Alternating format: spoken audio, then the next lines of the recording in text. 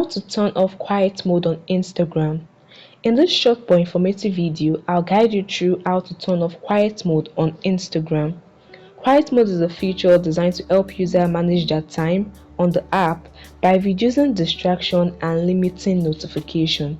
Now, if you turn on quiet mode by mistake and you want to turn it off, or you just want to turn it off because you don't want the feature anymore, this video will show you exactly how to do so. In your Instagram account, tap on your profile picture icon at the bottom right corner of the screen.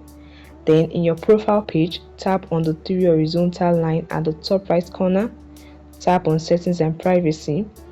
In the settings page, tap on notification and look for quiet mode option. Tap on quiet mode. If it's enabled, you'll see a toggle switch next to it. As you can see on the screen, my account is on quiet mode.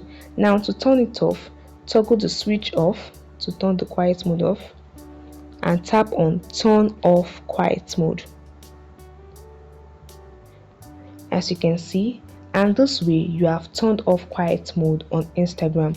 Once you turn it off, you start receiving Instagram notification again. I hope this video helped you. Hit the like button and subscribe.